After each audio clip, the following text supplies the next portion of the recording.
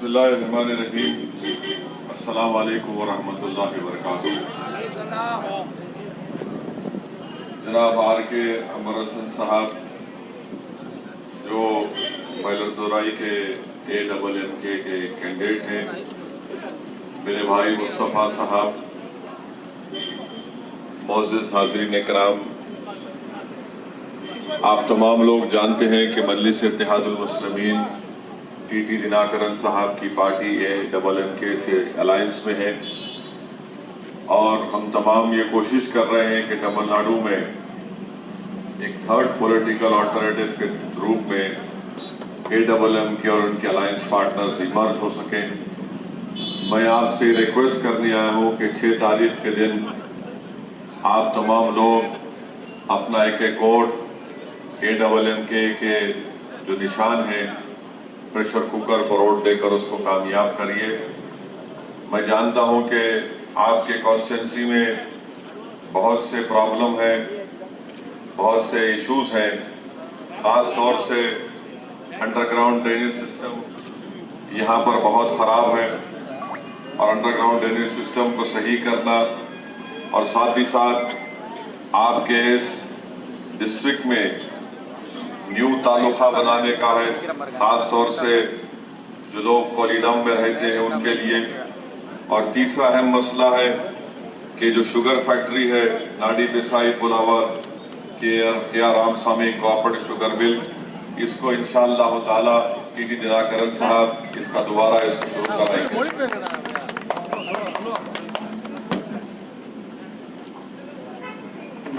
மீதும் இறைவனின் சாந்தியும் சமாதானம் உண்டாவதாக. தமிழகத்தில் உள்ள சட்டசபை தேர்தல்களிலே அமமுக மற்றும் மஜ்லிஸ் கட்சி கூட்டணி இணைந்து போட்டியிடுகிறது.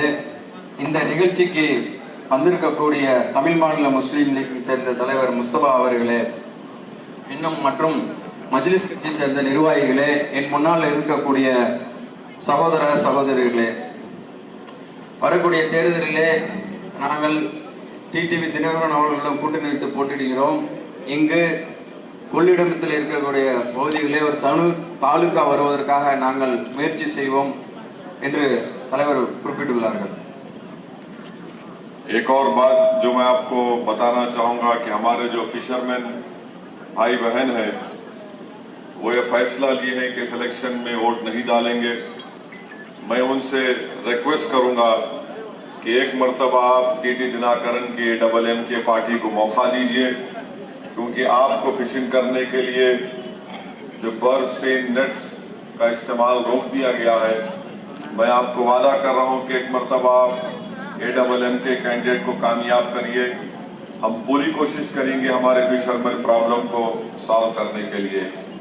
एक और अहम आपका प्रॉब्लम है कि यहाँ पर एक ट्रेन स्टार्ट करना है औरंगाबादी से बैलरदोराई ट्रेन सर्विस जो बंद हो चुकी है। हम इंशाल्लाह कोशिश करके मैं दिल्ली में पार्लियामेंट में भी इस इशू को उठाऊंगा और आपके ट्रेन सर्विस को भी चालू करने की कोशिश करेंगे। हमारे भाई का मुकाबला कांग्रेस कैंडिडेट से है और कांग्रेस के कैंडिडेट ये कह रहे हैं कि वो सेकुलरिज्म को जिंदा रखेंगे। आप कांग्रेस कैंडिडेट से पूछो, महाराष्ट्र में कांग्रेस पार्टी शिवसेना को सपोर्ट कर रही है और शिवसेना को सपोर्ट करके वहां पर शिवसेना का चीफ मिनिस्टर बनाए और शिवसेना का चीफ मिनिस्टर असेंबली में, महाराष्ट्र के असेंबली में खड़े होकर बोलता है कि उन्होंने बाबरी मस्जिद को शहीद किया था। क्या आप लोग 6 तारीख को ऐसी कांग्रेस पार्टी को वोट देंगे जो महाराष्ट्र में शिवसेना के कम्युनल पार्टी को वहां पर चीफ मिनिस्टर बनाया?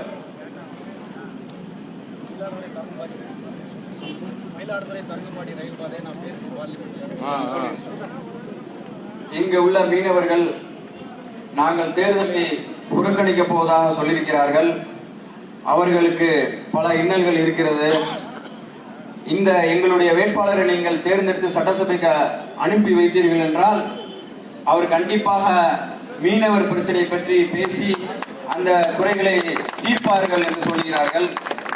அது மட்டுமல்ல, தரங்கம்பாடி மயிலாடுதுறைக்கான ரயில் போக்குவரத்தை கொண்டு வருவதற்கு நானே பாராளுமன்றத்தில் பேசுவேன் என்று சொல்லியிருக்கிறார்கள். அது மட்டும் இல்லாமல் காங்கிரஸ் தனக்கு மதச்சார்பின்மை கட்சி, அதாவது செகுலரிசம் என்று சொல்லுகிறார்கள். ஆனால் அவர் மகாராஷ்டிராவில் காங்கிரஸ் ஆனது சிவசேனாவுடைய மத வெறி பிடித்த அந்த கட்சியோடு கூட்டணி வைத்திருக்கிறது. அந்த சிவசேனாவுடைய கட்சியை சேர்ந்த முதல்வரை ஆக்கியுள்ளது. அவர் அந்த சட்டசபையிலே பேசும்பொழுது நாங்கள் பாபர் மசீதை இடித்ததை பெருமையாக நினைக்கிறோம் என்று அந்த சட்டசபையிலே முழங்குகிறார். இது எப்படி ஏற்றுக்கொள்ள முடியும்? இவ்வாறு ஒரு பள்ளியுடைய இறை இல்லத்தை இடித்ததை தாங்கள் இடித்ததை கர்வம் கொள்கிறோம் என்று சொல்லுகிறார்கள். அப்படிப்பட்ட கட்சியோடு இந்த கட்சியோடு காங்கிரஸ் கூட்டணி வைத்திருக்கிறது. எனவே இங்கு போட்டியிடுகிற காங்கிரஸ் வேட்பாளரை நீங்கள் தோற்கடிக்க வேண்டும் என்று கூறுகிறார்கள். एक और अहम बात मैं आपको याद दिलाना चाहता हूं कि जब बाबरी मस्जिद का जजमेंट आया, सिविल डिस्प्यूट का और क्रिमिनल डिस्प्यूट का, दोनों जजमेंट जब आए, कांग्रेस पार्टी ने उन दोनों जजमेंट्स का वेलकम किया. பாபர் மசீதுடைய தீர்ப்பு வந்தது.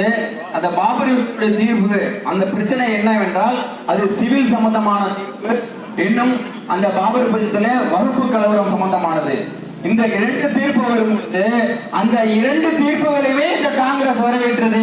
இது எப்படி ஏற்றுக்கொள்ள முடியும் என்று நம்முடைய தலைவர் அவர்கள் கேட்கிறார். जब सिविल टाइटल का जजमेंट आया, हमने ये बात कही कि सुप्रीम कोर्ट सुप्रीम है मगर इनफेलेबल नहीं है.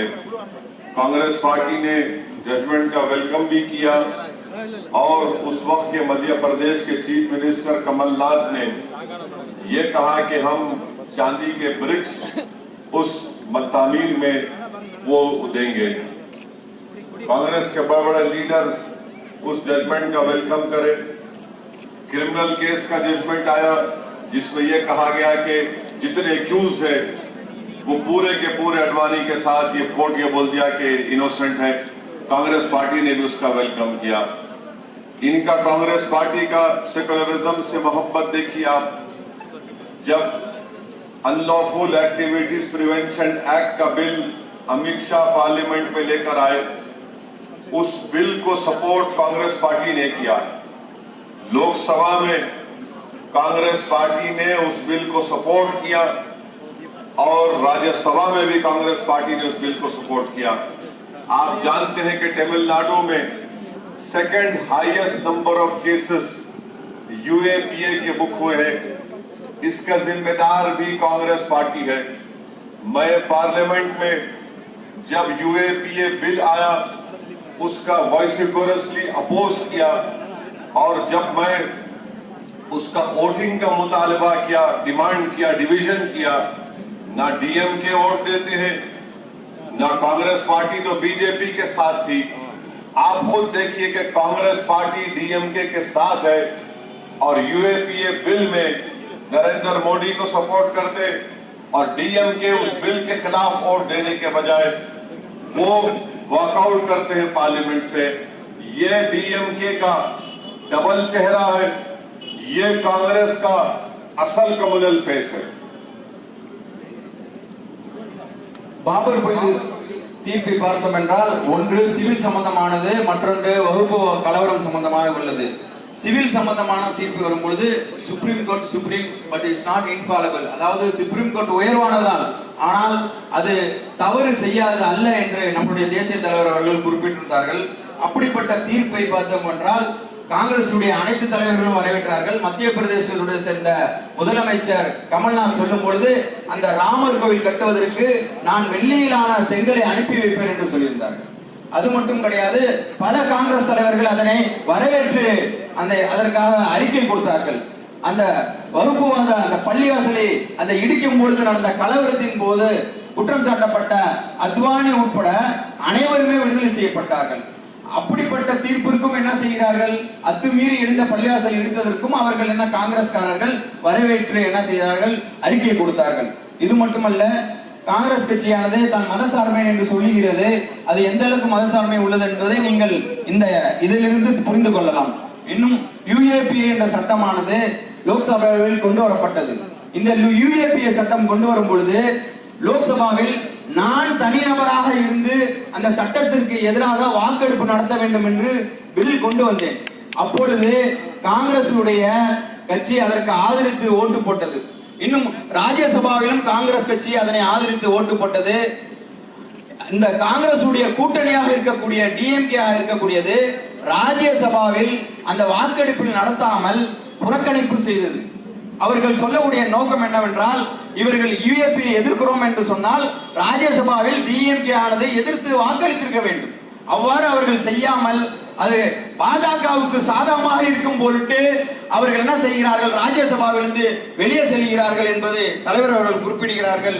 இங்கு நரேந்திர மோடியுடைய வழியிலே பின்பற்றியே காங்கிரஸ் செல்கிறது என்பதை காங்கிரஸ் மீது நம்முடைய தலைவர்களுடைய குற்றச்சாட்டாகும். नेशनल इन्वेस्टिगेटिंग एजेंसी का बिल आया पार्लियामेंट में, डीएमके भी अपोज किया और बोला फेडरलिज्म के खिलाफ है। मैं वोटिंग का डिमांड किया तो डीएमके बीजेपी के फेवर में नेशनल इन्वेस्टिगेटिंग एजेंसी में वोट दिए। और जब हम पूछे डीएमके से क्यों वोट दिए तो बोले कि बीजेपी हमको प्रो टेरर बोलेगी। मैं डीएमके के लीडर्स को पार्लियामेंट बोला कि प्रो टेरर की फिक्र मत करो, आप प्रो जस्टिस बनो, आप प्रो इनोसेंट बनो। मगर डीएमके ने एनआईए के बिल में बातें बहुत बड़े बड़े की। आप पार्लियामेंट का रिकॉर्ड उठाकर देख लो, आप डीएमके और कांग्रेस मिलकर नेशनल इन्वेस्टिगेटिंग एजेंसी के अमेंडमेंट बिल में नरेंद्र मोदी को वोट दिए। இங்கு என்ஐஏ என்று சொல்லக்கூடிய சட்டம் பாராளுமன்றத்திலே கொண்டு வரப்பட்டது. இந்த சட்டம் கொண்டு வரும் பொழுது டிஎம்கே நாட்டினுடைய பெடரலிசம் என்று சொல்லக்கூடிய கூட்டாட்சி தத்துவதற்கு எதிரானது என்று பேசிவிட்டு அதற்கு ஆதரவாக அவர்கள் ஓட்டளித்தார்கள். நான் அவர்களிடம் கேட்டேன், நீங்கள் எதற்காக இந்த என்ஐஏ சட்டத்தை ஆதரித்து வாக்களிக்க போகிறீர்கள், ஏன் வாக்களிக்கிறீர்கள் என்று கேட்டதற்கு அந்த திமுக காரர்கள் டிஎம்கே காரர்கள் அவர்கள் சொன்ன விஷயம் என்னவென்றால், நாங்கள் இச்சட்டத்தை எதிர்த்தால் தீவிரவாதத்திற்கு ஆதரவாக இருக்கிறீர்கள் என்று எங்கள் மீது குற்றம் சுமத்துவார்கள், அதனால் நாங்கள் இதற்கு ஆதரித்து ஓட்டு போடுகிறோம் என்று சொன்னார்கள். அப்பொழுது நான் அவர்களிடத்தில் திமுக காரர்கள் டிஎம்கே காரர்களிடம் சொல்லும் பொழுது, நீங்கள் நீதிக்கு ஆதரவாளராக இருங்கள், நீங்கள் ஜனநாயகத்துக்கு ஆதரவாளராக இருங்கள், இவர்களுக்கு ஆதரவாக இருக்காதீர்கள் என்று சொன்னேன். அவர்கள் கேட்கவில்லை, இந்த என்ஐஏ சட்டத்திற்கு ஆதரவாக வாக்களித்து விட்டார்கள். இந்த என்ஐஏ சட்டத்திற்கு திமுக மட்டும் வாக்களிக்கவில்லை, காங்கிரசும் வாக்களித்துள்ளது என்று சொல்கிறார். 30th April 2002 लोकसभा का रिकॉर्ड आप देखो. 30 ஏப்ரல் 2020 லோக்சபாவினுடைய அந்த ஆவணங்களை நீங்கள் எடுத்து பார்த்தால் உங்களுக்கு புரியும். हमारे पार्टी के एमपी मेरे वालिद मरहूम सुल्तान सलाहुद्दीन ओवैसी थे. उन्होंने गोधरा में और गुजरात में जो कम्युनल प्रोग्राम हुआ उसके खिलाफ बोला, बच्चों की मुस्लिम बच्चों की गिरफ्तारी के खिलाफ आवाज उठाई. आप आज भी पार्लियामेंट में रिकॉर्ड है, अप्रैल 30 2002 को डीएमके ने उस वक्त अटल बिहारी वाजपेयी हुकूमत का साथ किया, उस मोशन को डिफीट किया और गुजरात के राइट विक्टिम्स के साथ नहीं खड़े रहे. आज हम टीटी दिनाकरन के साथ इलेक्शन लड़ रहे हैं तो हम बी टीम हो जाते, हम वोट काटने वाले हो जाते. जब आप खुद ओपनली गुजरात जब जल रहा था, आपने गुजरात के विक्टिम्स का जस्टिस का साथ नहीं दिया, बल्कि जिन्होंने गुजरात में राइट्स करवाया आपने उस पार्टी का लोकसभा में मोशन में वोट देकर उनका साथ दिया था. என்னுடைய தந்தையார் சுல்தான் சலாவுதீன் அவர்கள் 2002 கோத்ரா இனப்படுகொலைக்கு எதிராக தீர்மானம் கொண்டு வந்தார்கள். அங்கு பாதிக்கப்பட்ட குழந்தைகள் பெண்களுக்காக கொண்டு வந்தார்கள். அப்பொழுது வாஜ்பாயினுடைய அரசிலே ஆட்சியிலே பங்கெடுத்த திமுகவானது இவர்களுடைய தந்தையார் கொண்டு வந்த சட்டத்திற்கு எதிராகவும் பாஜகவுக்கு ஆதரவாகவும் வாக்களித்துள்ளது. இதை நீங்கள் 30 ஏப்ரல் 2002 பாராளுமன்ற ஆவணங்களிலே நீங்கள் சென்று பார்த்தால் உங்களுக்கு அங்கு புரியும் என்று கூறுகிறார்கள். இப்பொழுது நான் இந்த என்ஐக்காக கொண்டு வரும் பொழுதும் அதே போன்று அவர்கள் பாஜக ஆதரவாக கொண்டு வந்து எங்களுக்கு எதிராக செயல்பட்டிருக்கிறார் என்று குறிப்பிட்டுள்ளார். कांग्रेस पार्टी AMM के पर एलिगेशन लगाती है, वोट डिवाइड कर रहे हैं, हम इनकी सपोर्ट कर रहे हैं। हम कांग्रेस पार्टी से पूछना चाह रहे हैं, अगर आज इस मुल्क में बीजेपी के पास 300 MP है, उसका जिम्मेदार कौन है? उसका जिम्मेदार क्या टीटी दिनाकरन है? उसका जिम्मेदार क्या सदुद्दीन ओवैसी है? अगर राहुल गांधी अमेठी में इलेक्शन हार गए, वायनाड में जीतते हैं जहां पर 30% माइनॉरिटीज है, तो उसका जिम्मेदार कौन है? उसका जिम्मेदार कांग्रेस पार्टी है। कांग्रेस पार्टी की कमजोरी की वजह से, कांग्रेस पार्टी की इनकैपेसिटी की वजह से बीजेपी एक नहीं 2 मरतबा इलेक्शन जीत गई। कांग्रेस पार्टी के लास्ट 2 साल में मोर देन 40 MLAs कर्नाटका में, अरुणाचल प्रदेश में, पुडुचेरी में 4-5 स्टेट से कांग्रेस को छोड़कर बीजेपी में भाग जाते हैं। क्या वो भी क्या दिनाकरन साहब से पूछ के गए थे क्या? இதுக்கு முன்னாடி பேசும்போது குஜராத்திலே இந்த திமுக அரசானது அப்பாவி மக்களுக்கு உடன் இல்லாமல் பாஜகவுக்காக துணை உள்ளது என்று குறிப்பிட்டார்கள். இன்னும் காங்கிரஸ் கட்சியானது அமமுகவையும் என்னையும் சேர்த்து பாஜகவுடைய பிடிஎம் என்று சொல்லுகிறார்கள். அந்த இப்பொழுது பாஜக அரசு 300 MPகளை பெற்று மோர் தென் 300 MP பெற்று வலுவான நிலையில் ஆட்சியை பிடித்திருக்கிறது.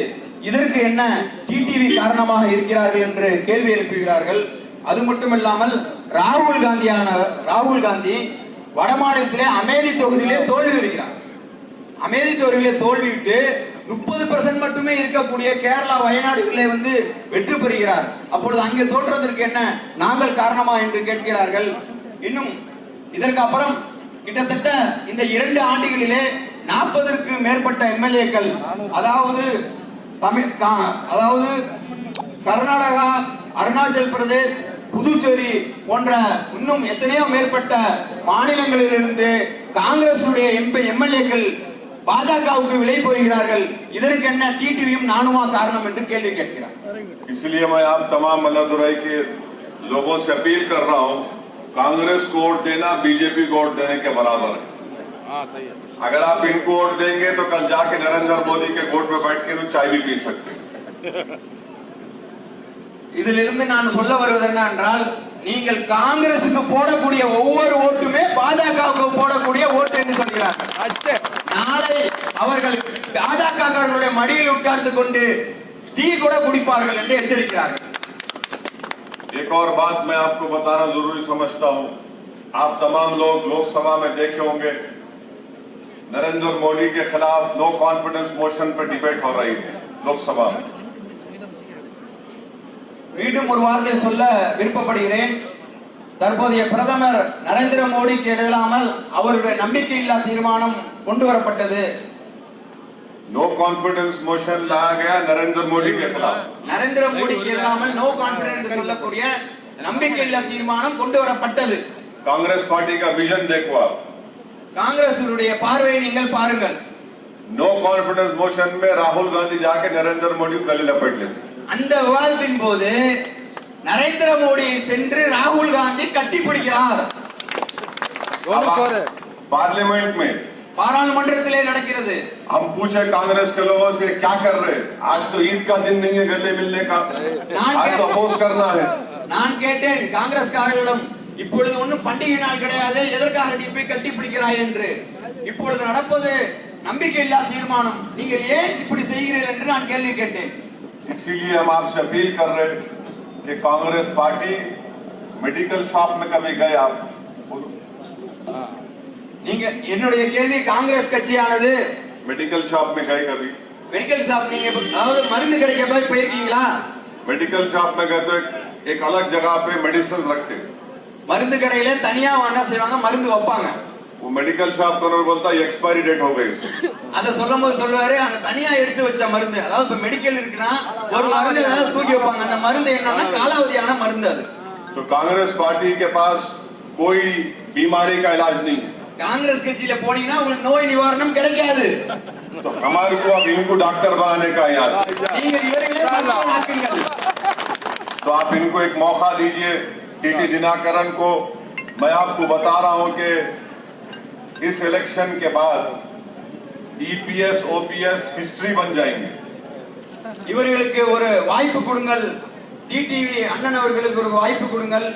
இந்த தேர்தலுக்கு பிறகு இபிஎஸும் ஓபிஎஸும் ஒரு வரலாறாக மாறுவார்கள் என்று சொல்கிறார்கள். அதாவது காணாமல் போவார்கள் சொல்கிறார்கள். காணாமல் போய்விடுவார்கள். और अम्मा की लेगेसी को, एमजीआर की लेगेसी को अगर कोई लेकर आगे बढ़ने वाला है वो सिर्फ उसका नाम टीटी दिनाकरन है। அம்மாவுடைய கொள்கையை கொண்டு வரக்கூடியவர்கள் யார் என்றால் அது மக்கள் செல்வர் டிடிவி ஆவார். ईपीएस ओपीएस नरेंद्र मोदी के सगे भाई बन चुके हैं। ईपीएस उनको हारना जरूरी है अब के बाद। இபிஎஸும் ஓபிஎஸும் மோடியினுடைய சகோதரர்களாக மாறிவிட்டார்கள். அதனால் அவர்களை கண்டிப்பாக நீங்கள் இபிஎஸ்ஸையும் ஓபிஎஸ்ஸையும் இந்த தேர்தலில் தோற்கடிங்கள் என்று கேட்கிறார். मैं मलरदोराई के हमारे किसान भाइयों से अपील कर रहा हूं कि जब अनसीजनल बारिश हुई उनको पैसे नहीं मिले उनके लॉस के, इसलिए कि एडीएमके के ईपीएस ओपीएस एंटी फार्मर, अगर कोई आदमी पूरे कंट्री में नरेंद्र मोदी है, वो एंटी फार्मर पार्टी के साथ आज ईपीएस ओपीएस खड़े हुए हैं। मैं इस कॉन्स्टिट्यूंसी के पूरे फार्मर से अपील कर रहा हूं कि इस मर्तबा आप कांग्रेस को वोट मत दीजिए, एडीएमके को मत दीजिए, बल्कि एडबलएनके के हमारे कैंडिडेट को वोट दीजिए। நான் மயிலாடுதுறையில் உள்ள விவசாயிகளிடம் ஒரு கோரிக்கை வைக்கிறேன்.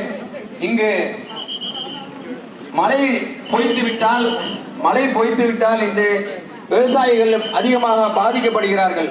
அவர்களுக்கு இவர்கள் எந்த நிவாரணமும் தருவதில்லை.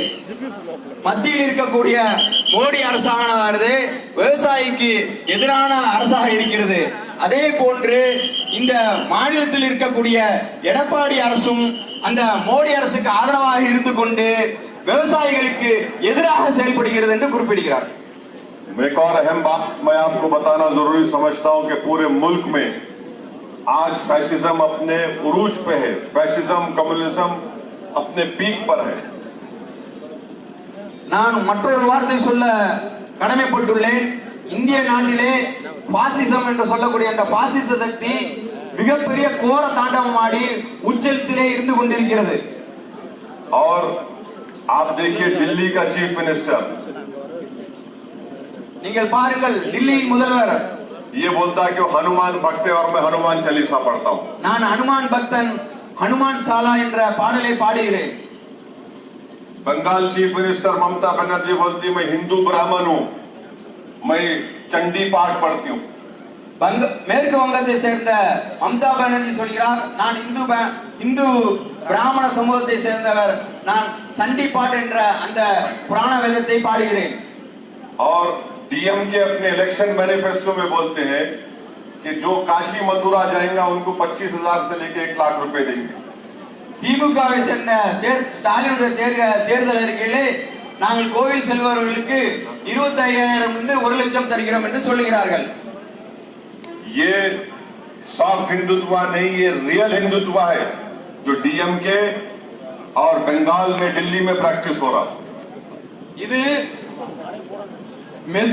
மிதமான இந்துத்துவா கிடையாது, உண்மையான இந்துத்துவாவின் ஒரு வடிவம் என்று சொல்லுகிறார்கள். அதை செய்வது இந்த திமுக, மேற்கு வங்கத்தை சேர்ந்த மம்தா பானர்ஜி, இன்னும் டெல்லியில் சேர்ந்த केजरीवाल आवर। मैं मइलादोराई के तमाम लोगों से, तमिलनाडु की आवाम से रिक्वेस्ट कर रहा हूँ, ये हिस्टोरिकल जगह है पूरे इंडिया में। तमिलनाडु एक हिस्टोरिकल प्लेस है। நான் மயிலாடுதுறை மக்களே சொல்ல கடமைப்பட்டுள்ளேன், இந்த தமிழ்நாடு வரலாற்று முக்கியத்துவம் வாய்ந்த ஒரு பகுதி. ये பெரியார் की, अन्नादुराई की, एमजीआर की, अम्मा की सरजमीन है ये। இது பெரியாருடைய, அண்ணாவுடைய, எம்ஜிஆருடைய, இன்னும் அம்மாவுடைய அவர்கள் ஆட்சி செய்த பூமியாக இருக்கிறது.